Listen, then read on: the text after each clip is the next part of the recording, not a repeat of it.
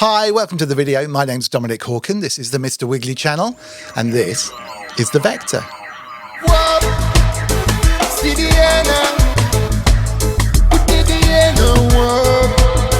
Mr. Wiggly, I say, step inside the temple. Mr. Wiggly, I push it, yo. Hey.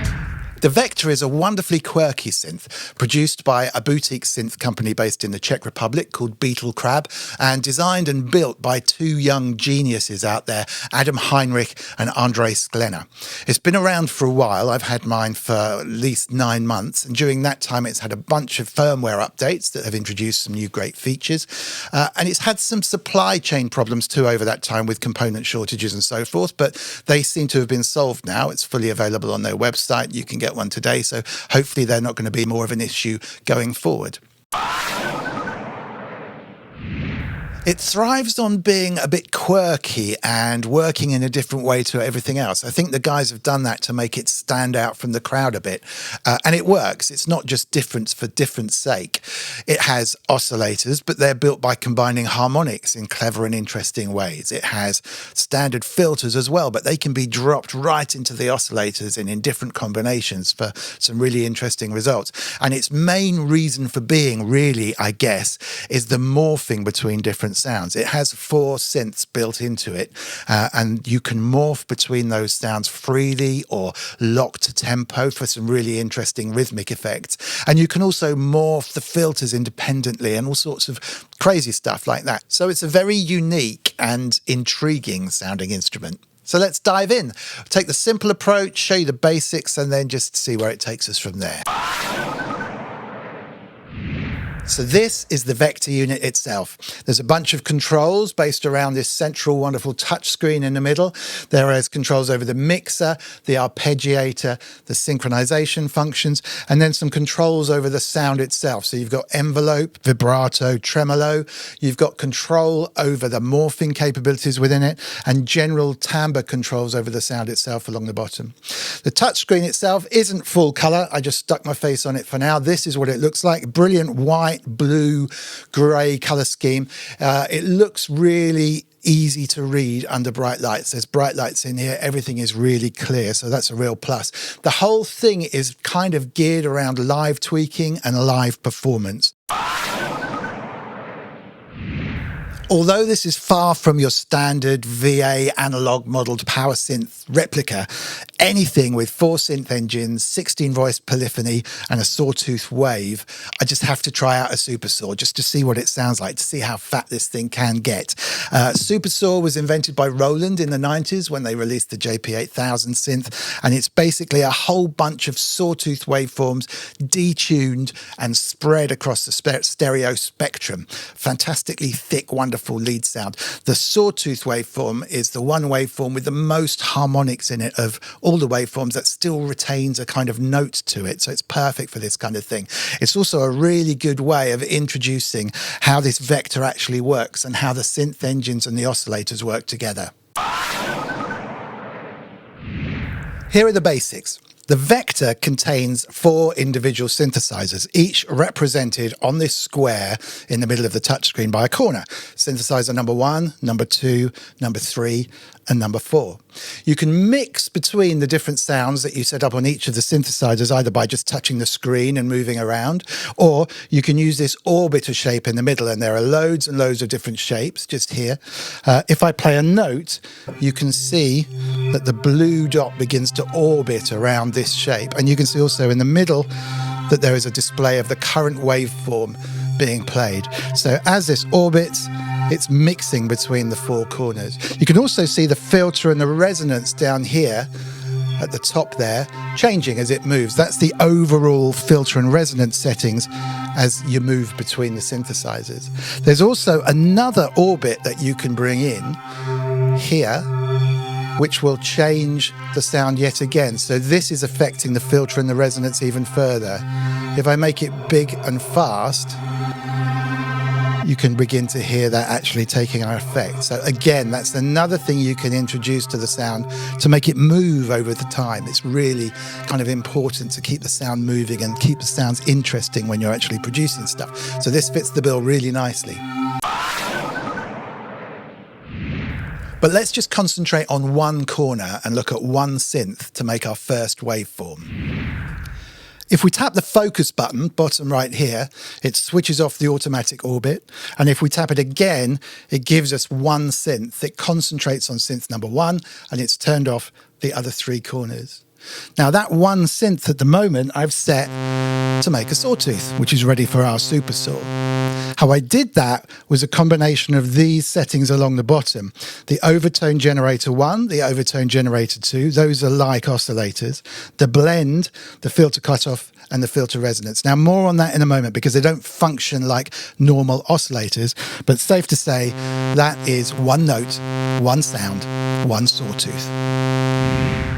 And this is where the fun begins. I've got my standard simple sawtooth waveform, long way from a super saw, but you know, baby steps.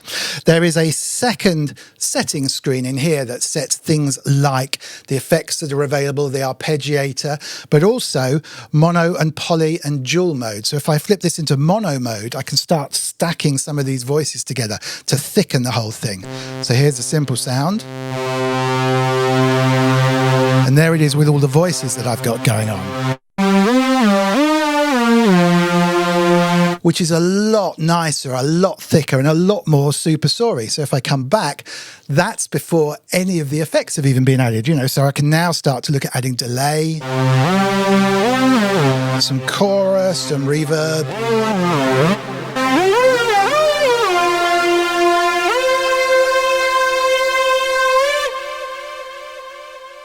Now we're talking. That's a single synth set up in mono mode with just a sawtooth.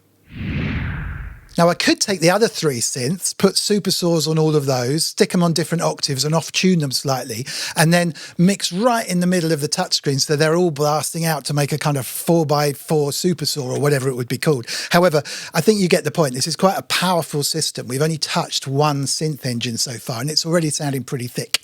What I'll do instead is I'll generate random sounds for the other 3. We'll look at mixing and morphing between the 2, and then we'll go on to look at the voices and the effects in more detail.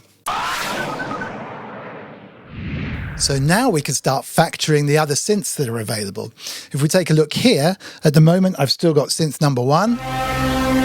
There's the sound we had from before. If I hit the focus button again, then I will now select synth number 2, synth number 3, more random sounds, and synth number 4.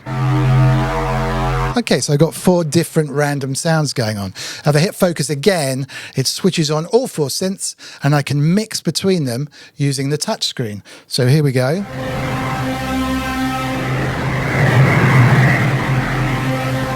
Or I can switch on one of the Lissajou shapes by holding it down, and then holding a note down will then kick things off and we'll start spinning around the grid.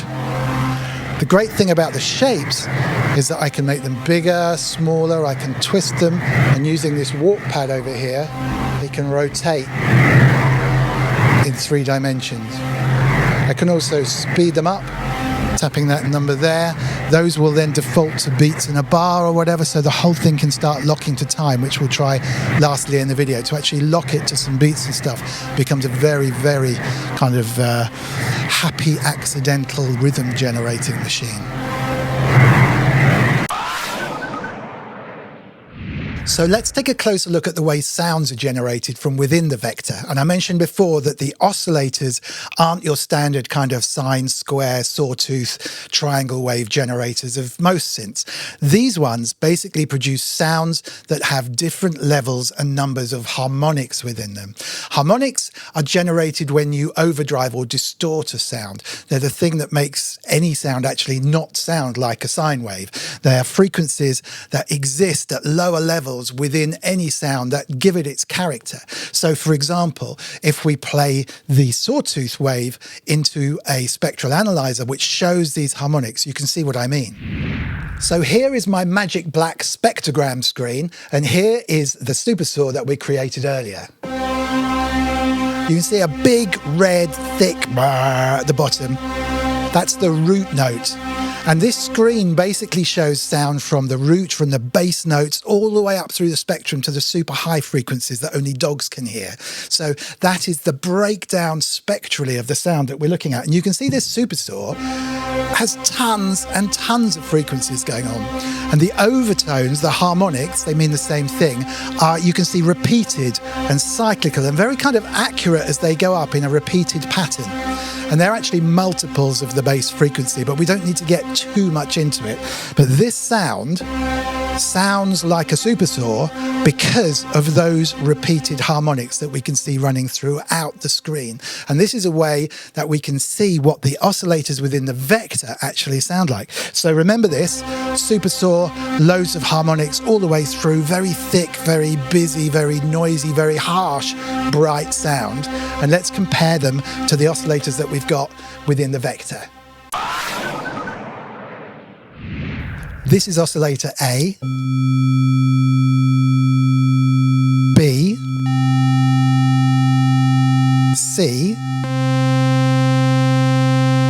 D, E, and noise. Stop, I hear you cry. What on earth does this have to do with making music or synthesizers or anything? And you would have a point. However, having waveforms available for your oscillators that have a whole bunch of different harmonics inside them means you can mix and match them to create a really wide range of sounds. Also, if we just take a look at two of the more sensible waveforms, we've got C on the left and D on the right here. You'll see that C, well, they kind of intersperse. C has all the even harmonics available. If you count from the bottom, the root note is 1, and then going up from there, it's got 2, 4, 6, 8, 10. And D has all the odd ones. It goes from 1 and then has 3, 5, 7, 9. Even harmonics sound nice to our ears. They're the sort of harmonics that get produced by distorting a valve amp, whereas odd ones sound a bit more harsh. They're kind of associated with transistors distorting. Interestingly, though, if you combine these two together and mix them, you'll get our sawtooth. Our sawtooth has every single harmonic, not just the odd, not just the even, but all of them combined. So that's how I made a sawtooth wave in the first place.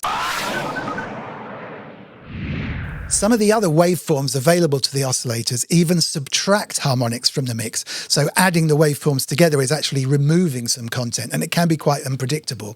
Waveforms can be multiplied together or added, and there's other mathematical functions that you can bring in with the filters and so forth that can really change the sonic landscape.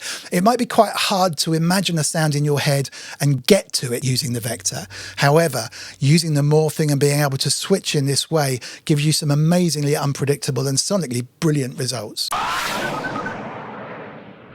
You don't need a degree to be able to use this thing. It's very tactile, and all of the controls literally have a morph from left to right function, basically because they have to be able to blend naturally. There's very few switches involved in any of this, so turning and playing with it will always produce a musical sound. We're only scratching the surface here as well. The way you can combine those oscillators together, you can add them as a standard synth, you can multiply them like on an FM synth, phase distortion, amplitude modulation, phase modulation. There's even a thing called reverse phase distortion and amplitude modulation combined, which I really have no idea what that does, but I'll check it out later and see what it sounds like.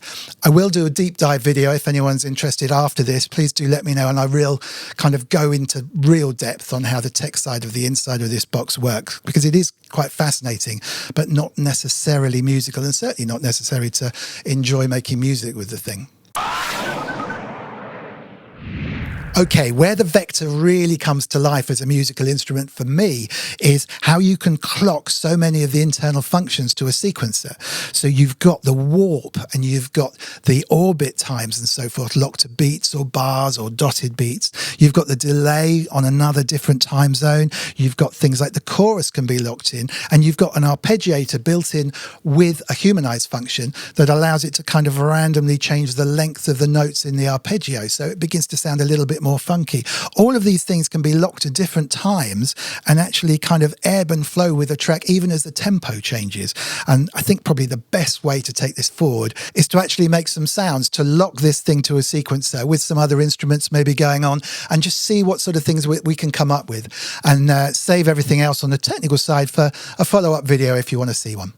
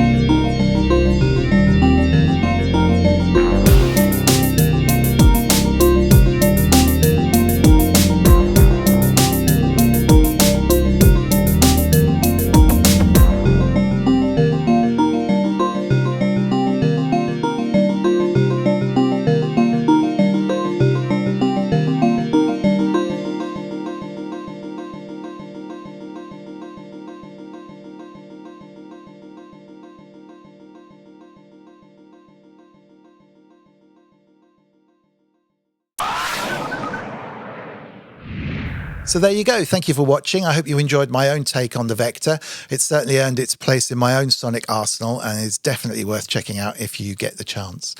Please like and subscribe. Spread the word if you enjoyed this. Helps me make more videos. I do a Sunday live stream every Sunday as well. If you want to join in, just click the alert button. It'll tell you when I'm on. Look forward to seeing you in the next one. Take care. Bye for now.